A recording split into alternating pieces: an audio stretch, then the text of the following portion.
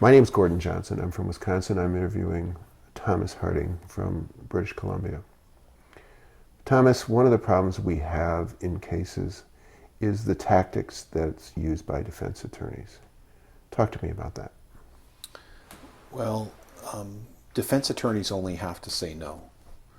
They don't have to build anything. All they need to do is destroy, and if they can't destroy, they can make up stuff to make you doubt.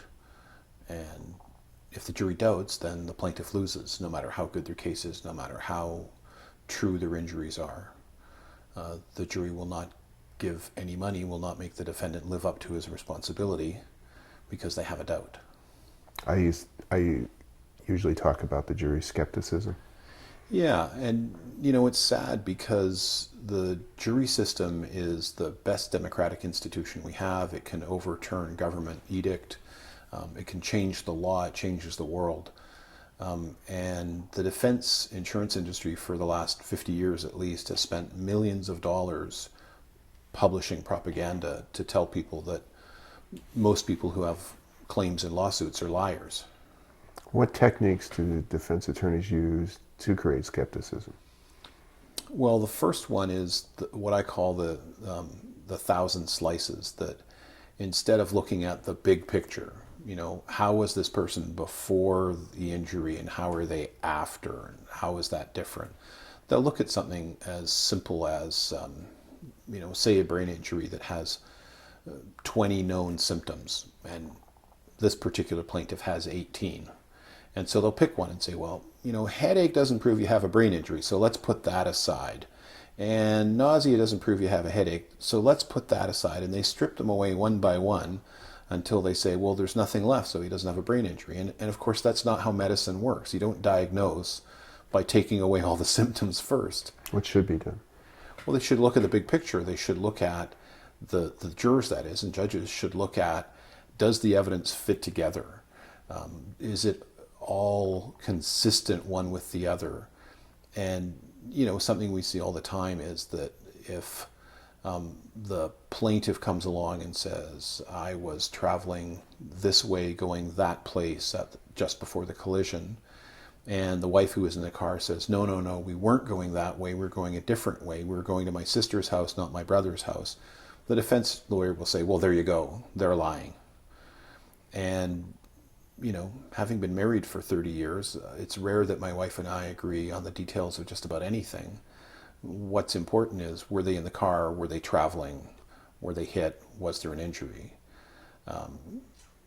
They do all kinds of little tricks like that. They defy the actual science. They'll make up stuff about science, which is quite alarming. One of the problems with where I do trials, mostly judge trials, and I do a lot of jury trials compared to most, but here where you do a lot of jury trials, most people don't actually know science very well. And so the defense will hire experts to lie about the science. One would, looking at it fair-mindedly from outside, they'd say that both sides lie. Is that not the case? It isn't really. And the difference is that, by and large, a plaintiff lawyer doesn't have any fund from the plaintiff, because the person's hurt badly enough and has suffered long enough that they're going to sue, because it's not an easy choice to sue. Usually they're out of work. They don't have any money left. They've spent it all on trying to take care of themselves. And so the lawyer's funding the lawsuit. And if the lawyer loses, he's not only not getting any money for all the work he's done, but he's also not recovering anything for all of the out-of-pockets he has. Whereas the defense lawyer doesn't have that dynamic. If the defense lawyer loses a long trial, he gets paid more than if he had won a short one, or God help us, settled one honorably.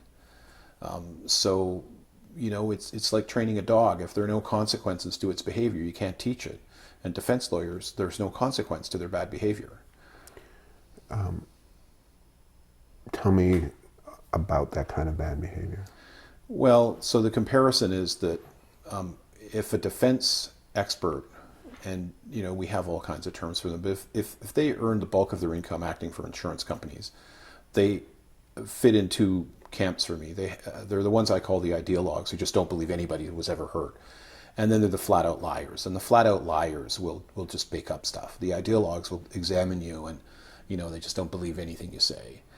And the defense lawyers know who they are. All the insurance companies trade almost like player cards of who they want. And when you're earning the bulk of your income working for an insurance company where your salary depends upon having a particular opinion, you'll always have that opinion. From the plaintiff side, it's quite different, because if we put thousands of dollars, tens of thousands, even hundreds of thousands of dollars into a case, I always assume that if my witness lies, someone's going to figure it out. There's the defense lawyer whose job it is to ferret that out. There's the trial judge whose job it is to ferret that out. There's 8, maybe 12 jurors, depending where you're from, each of them looking at all this skeptically. And if they catch the plaintiff in one lie, they give him nothing. But if they catch the defense in one lie, they still may give the plaintiff nothing. It's not like that they flip that switch for the defense.